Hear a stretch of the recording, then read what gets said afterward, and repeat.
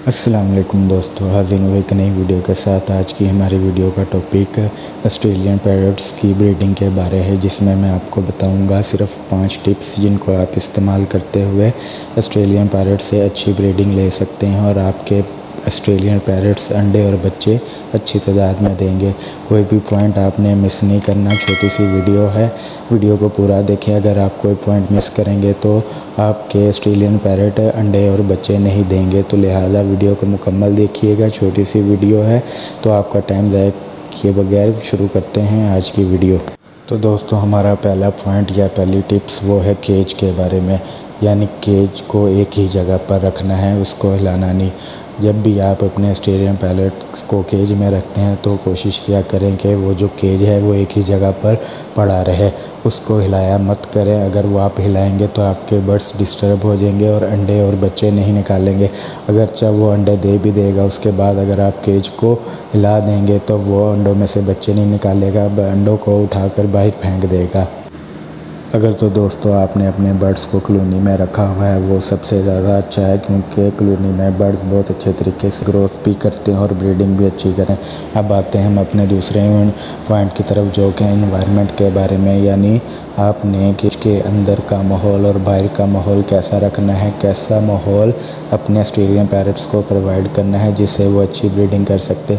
इसके लिए आपने केज के अंदर और केज का बाहर का माहौल ऐसा होना चाहिए कि आपके बर्ड किसी भी चीज़ से डरते ना हो, मतलब केज के अंदर कोई ऐसा जानवर या केज के बाहर कोई ऐसी चीज़ और ना हो जिससे शोर होता और आपके बर्ड डर जाते हों।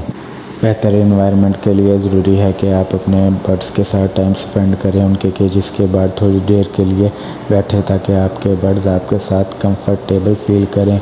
और केज के अंदर का जो माहौल होता है उसे भी पुरकशिश और नेचुरल रखने की कोशिश किया करें, यानी कि उसके अंदर स्टिक्स जो होती है वो अच्छे तरीके से लगाएं और नेचुरली स्टिक लगाएं ताकि उनको नेचुरल माहौल मिले।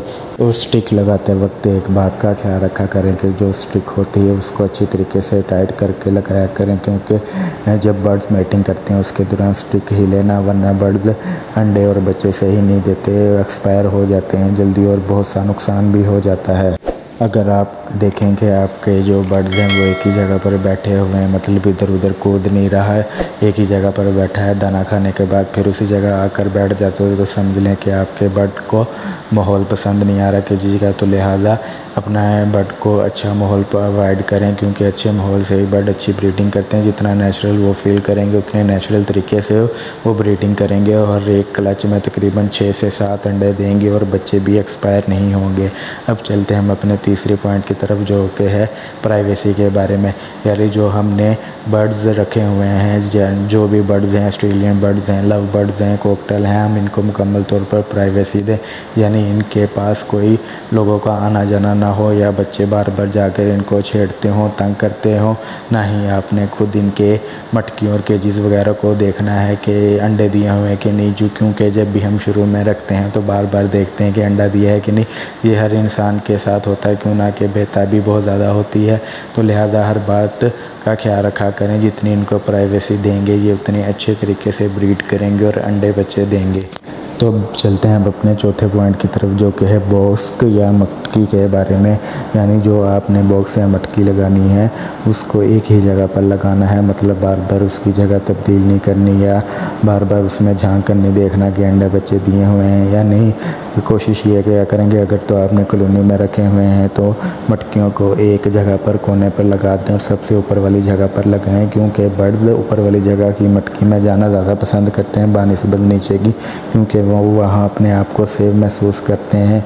और इस बात का लाजमी ख्याल ये रखा करें कि मटकी के बाद स्टिक वगैरह लाजमी लगाया करें, ताकि जो फीमेल होगी वो मटकी के बाहर बैठे और मटकी में झांके। इसी तरह वो जितना अपने आप को ईजी फील करेगी वो उतनी जल्दी ब्रीडिंग करेगी और अंडे और बच्चे निकालेगी। दोस्तों, अब बात करते हैं 5वें पॉइंट की, जो कि ब्रीडिंग के लिए सबसे अहम और सबसे ज़रूरी पॉइंट है। इसके बगैर आप अपने बर्ड से ब्रीडिंग नहीं ले सकते। मैं बात कर रहा हूँ फूड यानी ऑस्ट्रेलियन पैरट्स की खुराक के बारे में कि आपने इनको कौन कौन सी चीज़ें इस्तेमाल करनी है। अमूमन आम दोस्त जो होते हैं वो इनको बाजरा इस्तेमाल करवाते हैं। बाजरा ठीक है, लेकिन बाजरे में इतनी विटामिन्स नहीं होते जिनसे ये ब्रीडिंग कर सकें। इसके लिए आप इनको मिक्स सीड का इस्तेमाल करवाएं। मिक्स सीड में बाजरा, कंगनी, सूरजमुखी के बीज, सादा कंगनी, ब्लैक कंगनी वगैरह का इस्तेमाल करवाएं। हाँ, खर्चा थोड़ा ज़्यादा हो जाता है, लेकिन इससे ब्रीड अच्छी मिलती है और अंडे और बच्चे ज़्यादा तादाद में आते हैं। इसके अलावा हम बात करें तो सॉफ्ट फूड में हम इनको बहुत सी चीज़ें दे सकते हैं जो ब्रीडिंग के लिए बहुत ज़रूरी हैं, जैसे कि हम इनको गंदम उबाल कर दे सकते हैं, ब्लैक चने उबाल कर दे सकते हैं। इसके अलावा हम इन्हें छल्ली उबाल कर दे सकते हैं। ये बहुत ज़रूरी हैं, क्यों ना कि इनसे विटामिन और इनके कैल्शियम की कमी पूरी होती है, जिससे ये ब्रीडिंग अच्छी करते हैं। अगर हो सके तो आप इनको चावल बॉयल करके भी दें, क्योंकि ये भी बहुत फ़ायदेमंद है इनके लिए। अगर इनकी ग्रीन वेजिटेबल की बात करें तो मतलब ग्रीन फूड की, तो उसमें इनको पालक, धनिया, पुदीना वगैरह कसरत से इस्तेमाल किया जाए, क्योंकि इनसे भी इनके कैल्शियम और विटामिन की कमी को पूरा किया जा सकता है, क्योंकि ये नेचुरल तरीका है। हम मेडिसिन का भी इस्तेमाल करवा सकते हैं, लेकिन आप जानते हैं कि नेचुरल जो होता है वो नेचुरली होता है। इससे हमें बहुत अच्छी ब्रीडिंग मिल सकती है। इसलिए आप ज़रूरी है कि इनको जो भी किस्म की सब्ज़ी आपको मिले उनको ब्रिक ब्रिक काट कर आप इनको इस्तेमाल करवाएं। इससे आपकी ब्रीडिंग बहुत अच्छी होगी। अगर दोस्तों आपको वीडियो पसंद आई हो तो वीडियो का लाइक और शेयर लाजमी किया करें, और कमेंट में लाजमी बताएं कि आपको वीडियो कैसी लगी। और अगर आप चैनल पर नए हैं तो चैनल को सब्सक्राइब कर लें, बेल आइकन को दबा लें, ताकि आने वाली हर वीडियो आप तक पहुंच सके। चलता हूं दोस्तों, अगली वीडियो में मुलाकात होगी। दुआ में याद रखिएगा। अल्लाह हाफिज़।